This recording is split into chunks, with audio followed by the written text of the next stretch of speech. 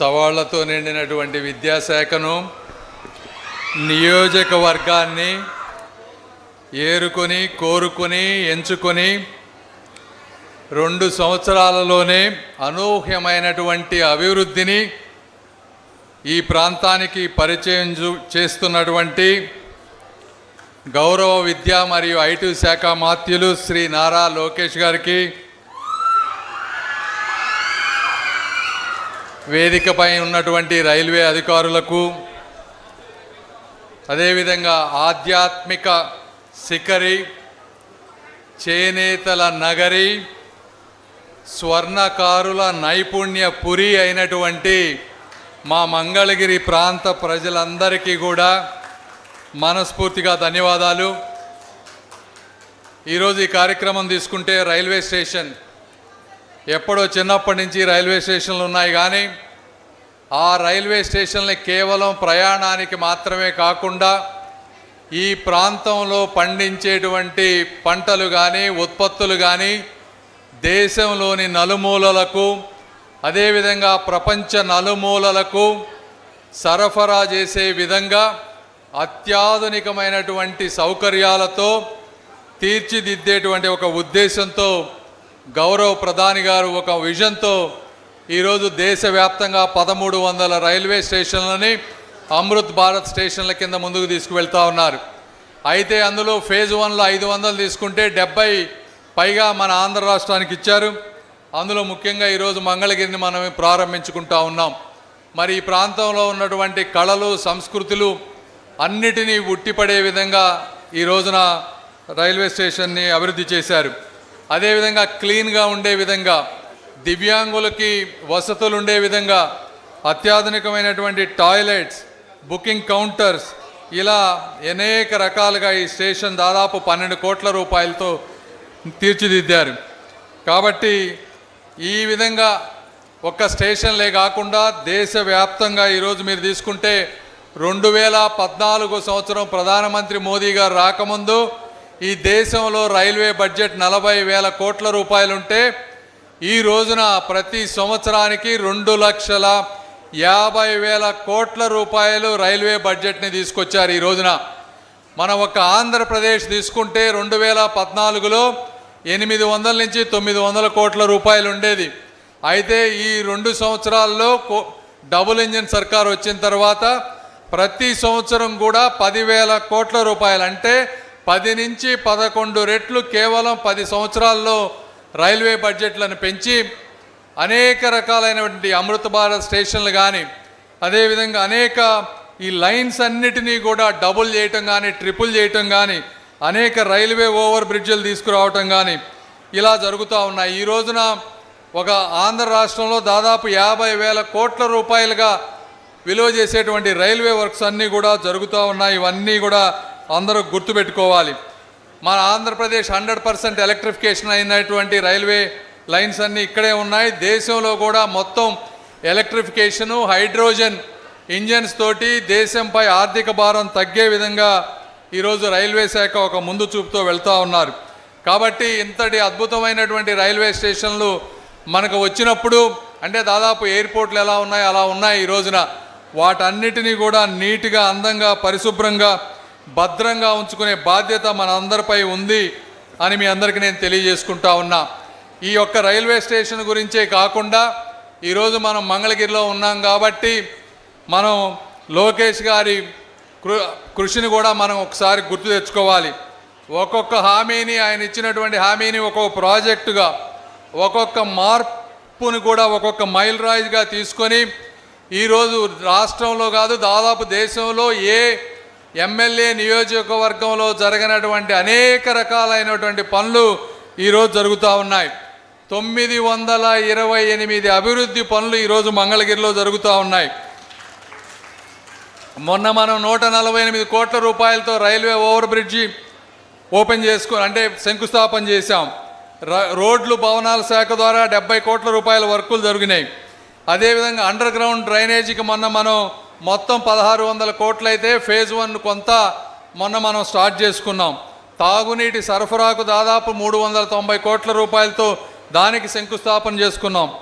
Nidamarru model స్కూల్కి 16 కోట్ల రూపాయలు ఖర్చు పెట్టి ఈరోజు ప్రతి ఒక్కళ్ళు ఆ స్కూల్లో అడ్మిషన్ కావాలి అనే విధంగా చేశారు. మంగళగిరిలో మంచి ఎయిమ్స్ లాంటి హాస్పిటల్ ఉన్నా కూడా మళ్ళీ ఇంకో అక్కడ హాస్పిటల్ ఎయిమ్స్ హాస్పిటల్లో బెడ్లన్నీ ఫుల్ అయిపోతున్నాయి. ఒక్కోసారి బెడ్లు దొరకటం లేదు అని చెప్పి మళ్ళీ ఇంకో 100 పడకల ఆసుపత్రిని ఈరోజు మంగళగిరిలో కట్టిస్తూ ఉన్నారు.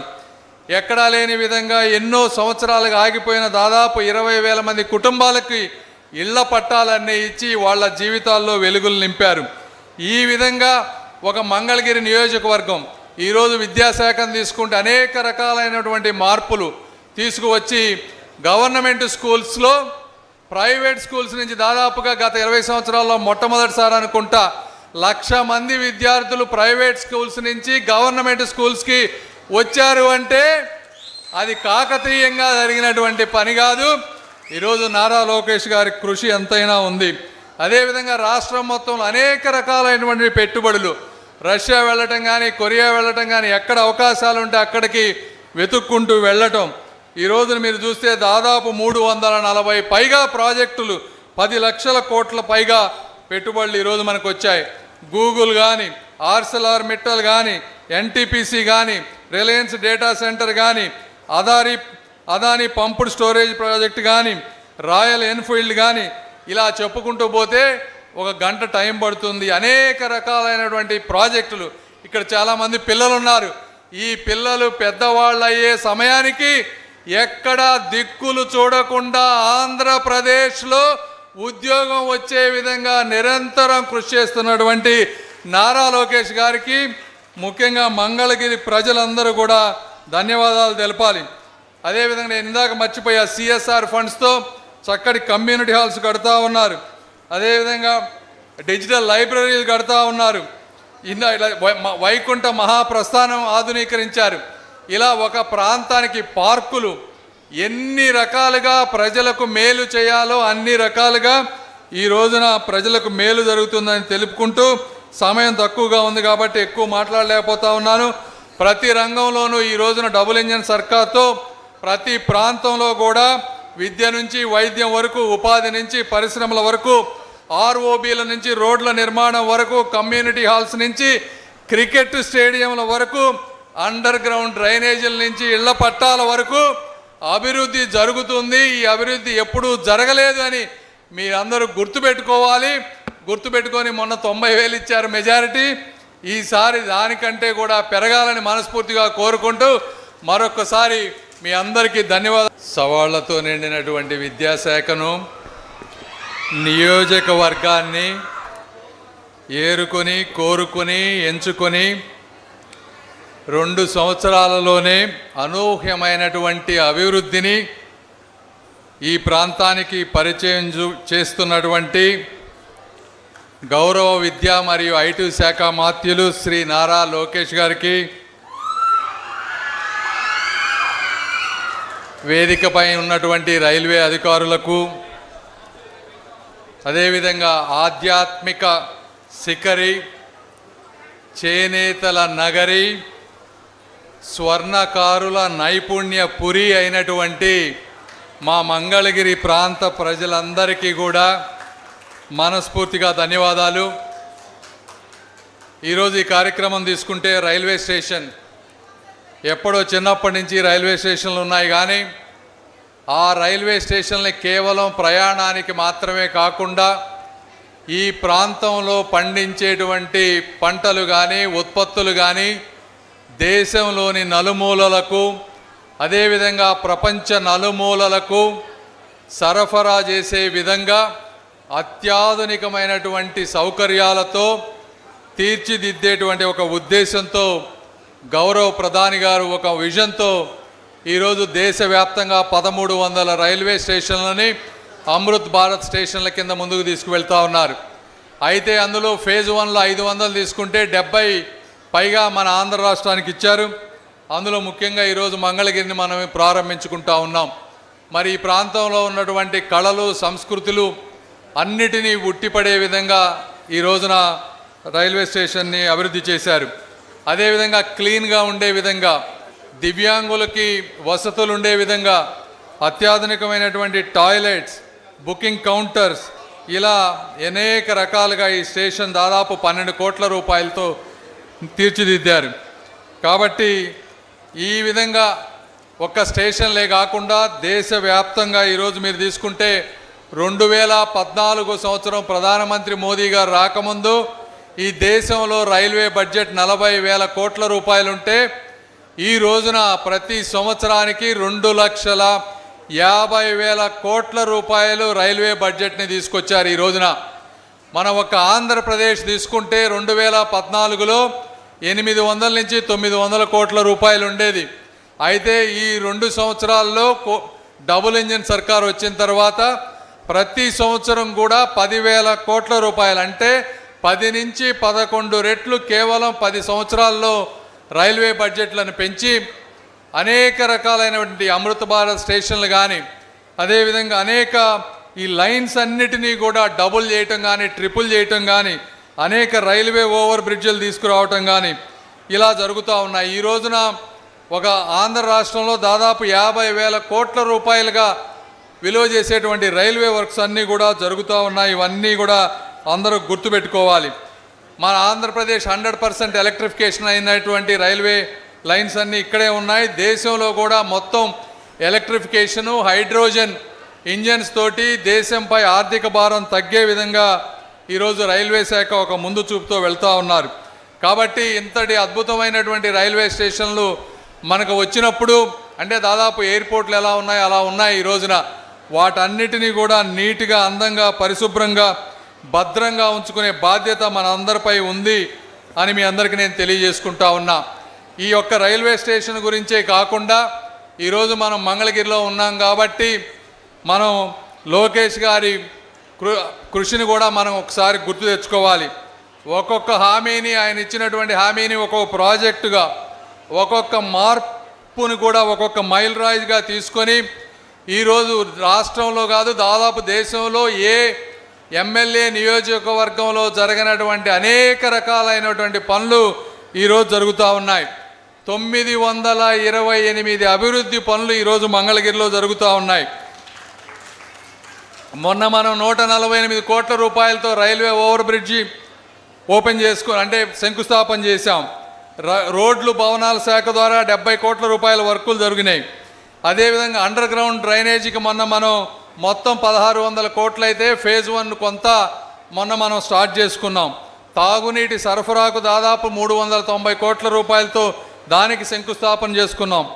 నిడమర్రు మోడల్ స్కూల్కి 16 కోట్ల రూపాయలు ఖర్చు పెట్టి ఈరోజు ప్రతి ఒక్కళ్ళు ఆ స్కూల్లో అడ్మిషన్ కావాలి అనే విధంగా చేశారు. మంగళగిరిలో మంచి ఎయిమ్స్ లాంటి హాస్పిటల్ ఉన్నా కూడా మళ్ళీ ఇంకో అక్కడ హాస్పిటల్, ఎయిమ్స్ హాస్పిటల్లో బెడ్లన్నీ ఫుల్ అయిపోతున్నాయి. ఒక్కోసారి బెడ్లు దొరకటం లేదు అని చెప్పి మళ్ళీ ఇంకో 100 పడకల ఆసుపత్రిని ఈరోజు మంగళగిరిలో కట్టిస్తూ ఉన్నారు. ఎక్కడా లేని విధంగా ఎన్నో సంవత్సరాలుగా ఆగిపోయిన దాదాపు 20,000 మంది కుటుంబాలకి ఇళ్ల పట్టాలన్నీ ఇచ్చి వాళ్ళ జీవితాల్లో వెలుగులు నింపారు. ఈ విధంగా ఒక మంగళగిరి నియోజకవర్గం ఈరోజు విద్యాశాఖను తీసుకుంటే అనేక రకాలైనటువంటి మార్పులు తీసుకువచ్చి గవర్నమెంట్ స్కూల్స్లో ప్రైవేట్ స్కూల్స్ నుంచి దాదాపుగా గత 20 సంవత్సరాల్లో మొట్టమొదటిసారి అనుకుంటా 1,00,000 మంది విద్యార్థులు ప్రైవేట్ స్కూల్స్ నుంచి గవర్నమెంట్ స్కూల్స్కి వచ్చారు అంటే అది కాకతీయంగా జరిగినటువంటి పని కాదు. ఈరోజు నారా లోకేష్ గారి కృషి ఎంతైనా ఉంది. అదేవిధంగా రాష్ట్రం మొత్తంలో అనేక రకాలైనటువంటి పెట్టుబడులు, రష్యా వెళ్ళటం కానీ, కొరియా వెళ్ళటం కానీ, ఎక్కడ అవకాశాలు ఉంటే అక్కడికి వెతుక్కుంటూ వెళ్ళటం. ఈ రోజున మీరు చూస్తే దాదాపు 340 పైగా ప్రాజెక్టులు, 10 లక్షల కోట్ల పైగా పెట్టుబడులు ఈరోజు మనకు వచ్చాయి. గూగుల్ కానీ, ఆర్సెల్ఆర్ మిట్టల్ కానీ, ఎన్టీపీసీ కానీ, రిలయన్స్ డేటా సెంటర్ కానీ, అదానీ పంప్డ్ స్టోరేజ్ ప్రాజెక్ట్ కానీ, రాయల్ ఎన్ఫీల్డ్ కానీ, ఇలా చెప్పుకుంటూ పోతే 1 గంట టైం పడుతుంది. అనేక రకాలైనటువంటి ప్రాజెక్టులు. ఇక్కడ చాలామంది పిల్లలు ఉన్నారు. ఈ పిల్లలు పెద్దవాళ్ళు అయ్యే సమయానికి ఎక్కడ దిక్కులు చూడకుండా ఆంధ్రప్రదేశ్లో ఉద్యోగం వచ్చే విధంగా నిరంతరం కృషి చేస్తున్నటువంటి నారా లోకేష్ గారికి ముఖ్యంగా మంగళగిరి ప్రజలందరూ కూడా ధన్యవాదాలు తెలపాలి. అదేవిధంగా నేను ఇందాక మర్చిపోయా, సిఎస్ఆర్ ఫండ్స్తో చక్కటి కమ్యూనిటీ హాల్స్ కడతా ఉన్నారు. అదేవిధంగా డిజిటల్ లైబ్రరీలు కడతా ఉన్నారు. ఇలా వైకుంఠ మహాప్రస్థానం ఆధునీకరించారు. ఇలా ఒక ప్రాంతానికి పార్కులు ఎన్ని రకాలుగా ప్రజలకు మేలు చేయాలో అన్ని రకాలుగా ఈ రోజున ప్రజలకు మేలు జరుగుతుందని తెలుపుకుంటూ, సమయం తక్కువగా ఉంది కాబట్టి ఎక్కువ మాట్లాడలేకపోతా ఉన్నాను. ప్రతి రంగంలోనూ ఈ రోజున డబుల్ ఇంజన్ సర్కార్తో ప్రతి ప్రాంతంలో కూడా విద్య నుంచి వైద్యం వరకు, ఉపాధి నుంచి పరిశ్రమల వరకు, ఆర్ఓబీల నుంచి రోడ్ల నిర్మాణం వరకు, కమ్యూనిటీ హాల్స్ నుంచి క్రికెట్ స్టేడియంల వరకు, అండర్ గ్రౌండ్ డ్రైనేజీల నుంచి ఇళ్ల పట్టాల వరకు అభివృద్ధి జరుగుతుంది. ఈ అభివృద్ధి ఎప్పుడూ జరగలేదు అని మీరందరూ గుర్తుపెట్టుకోవాలి. గుర్తుపెట్టుకొని మొన్న 90,000 ఇచ్చారు మెజారిటీ. ఈసారి దానికంటే కూడా పెరగాలని మనస్ఫూర్తిగా కోరుకుంటూ మరొకసారి మీ అందరికీ ధన్యవాదాలు.